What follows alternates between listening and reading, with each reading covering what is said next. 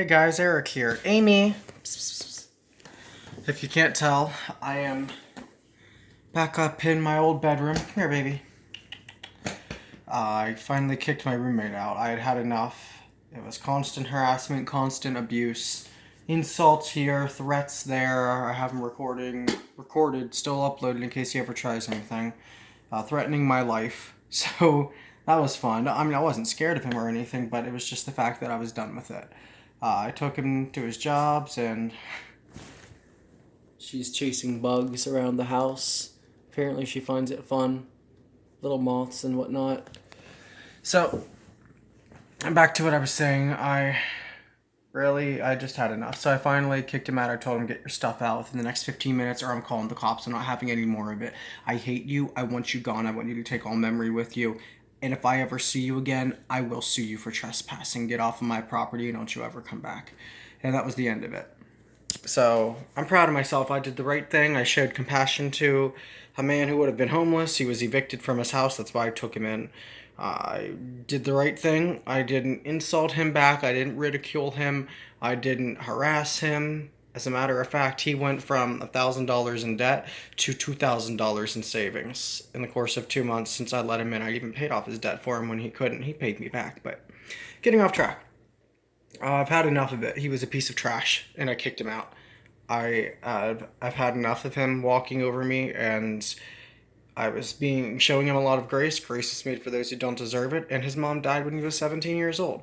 She was on medication and drank whenever she wasn't supposed to, and abandoned her son by committing suicide in that way. Even if it wasn't intentional, she killed herself by drinking when she knew she shouldn't have. And that was hard on him, so he never got to get his permit or anything else. Mind you, he had 2 years to do so. So I tried helping him out for 4 years, and he quit his job as soon as he moved in, and then said, "Oh yeah, actually I have $700 extra of debt, but I'm just gonna chill here." I'm paraphrasing, but that's exactly what happened. So I'd had enough of it, and finally got rid of him. And I bought myself a motorcycle with the $150 a month that he gave me, and that's all he gave me. But well, he gave me pain, but. Wow, that was a lot, huh? You might be saying, Eric, what in the world? Why? I don't care. I don't care about your life. As cruel as that sounds, I genuinely don't care. I didn't come here to hear about your experiences. I didn't come to hear about what you've been going through or your troubles. And while I may care about you as a person, I don't care to watch an entire video about you. Why are you telling me this? Because that leads me into today's topic. And the fact that you've stuck around this long thinking these things, one, thank you. I appreciate you. I respect you. Person, man to man or woman, whatever. I just hear thoughts. The Holy Spirit reveals them to me. That's how I know people's thoughts and can hear them and repeat them word for word. But spirit of prophecy bears testimony of Jesus. Amen. Amen. 1 Corinthians 15. If you all speak in tongues, won't they say that you're out of your mind if unbelievers come in? But if they come in and hear you prophesying, they'll confess, fall on their knees, and confess God is truly among you, as the secrets of their hearts are laid bare. Can't make this up. I don't even know half of you that watch these videos, so welcome. Jesus is alive. God is very real. And if you don't accept him into your heart, there is nothing but a fearful expectation of judgment. I'm not telling you, I'm reminding you because you already know it. You live it every day. It's in the back of your mind, that little inkling. So before I really dive into this video, and everything is tied in, this is just the perfect opportunity to share the gospel. If you're new to the channel, welcome. I love all of you, and I'm happy to pray for you at any time. Always responding to people's comments. I love hearing from you guys, love hearing your heartbeats. So please continue to drop your comments below. Hit that like button if you like my videos. Yeah, I think that's how this works. If you've never accepted Jesus into your heart, I can guarantee you God is very real. He is alive, and he is still changing hearts today. In your own words, just put your faith in Jesus for his sacrifice for you. Some might say, well, why do I even need to? What does it matter to me? Why do I care? Why should I care? How does this affect me? Some man that died 2,000 years ago, what does it matter? So this is why. From a young age, think back 4 or 5 years old, you were happy, you were satisfied, you were filled. After a certain point in your life, you now have an emptiness in the gut of your stomach. Why? Think about that for a moment. And then I'm going to tell you the answer. But first, why hasn't it gone away? Why has that void only gotten bigger?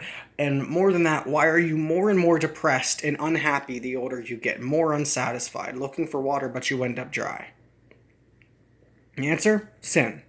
It is very real. It is a very real problem, and it is still killing people today, and it has been since the creation of mankind.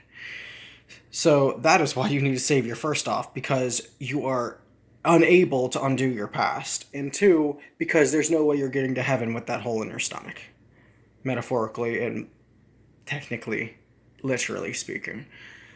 So that hole is evidence of your eternal resignation.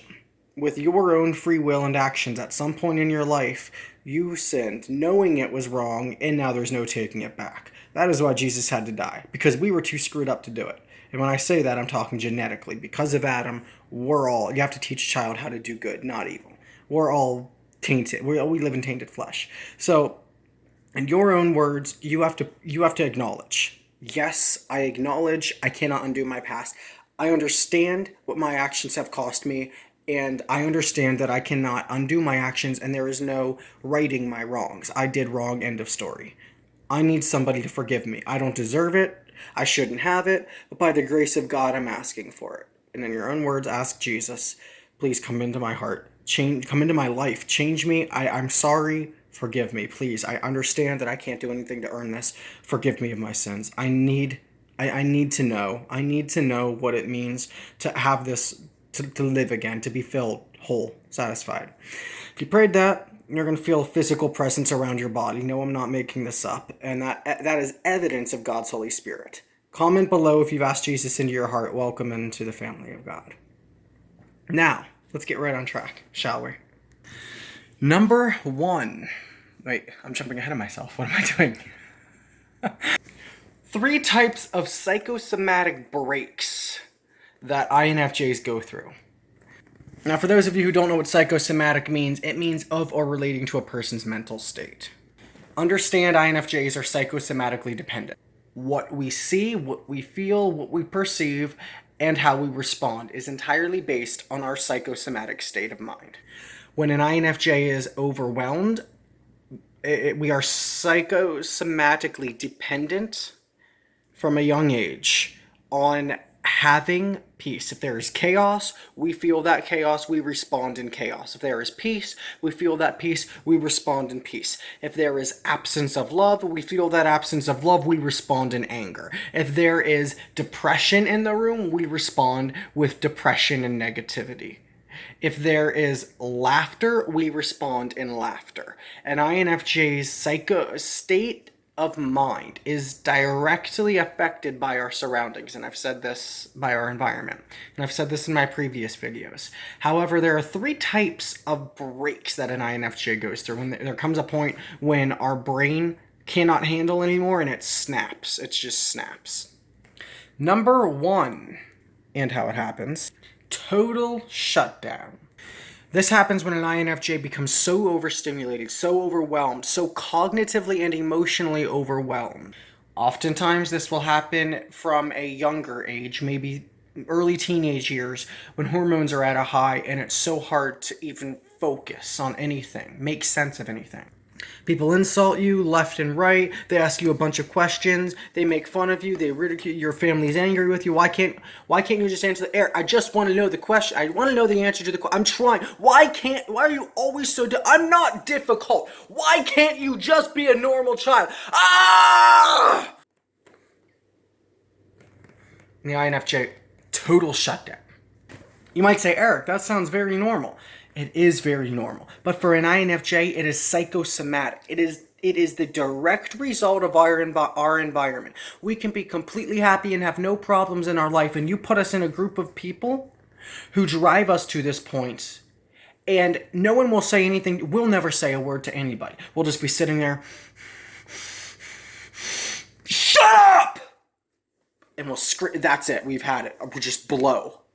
I had to get a drink after that one.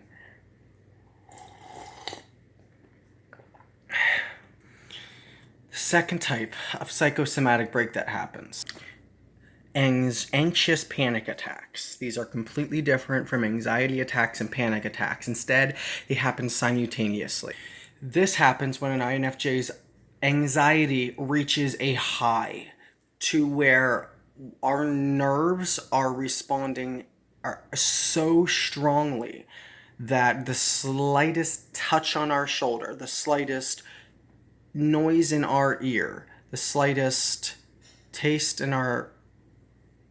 That was my cat. The slightest taste in our taste buds is enough to drive us through the roof.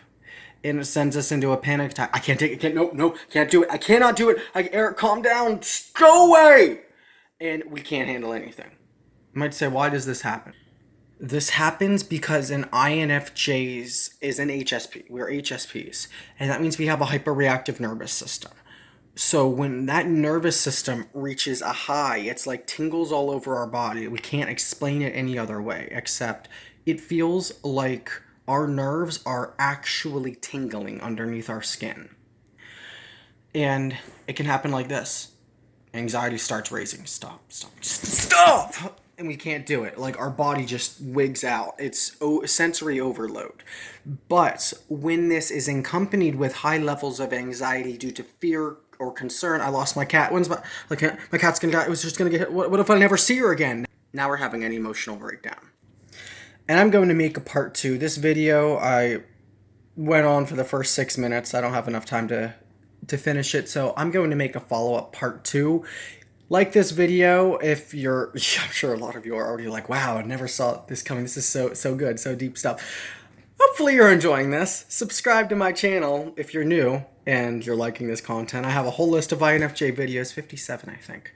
More to come. I'll be sure to add this one to it. Like this video, please, if you like my videos. And I hope that this has helped you to understand us INFJs just a little bit better. See you guys in part 2.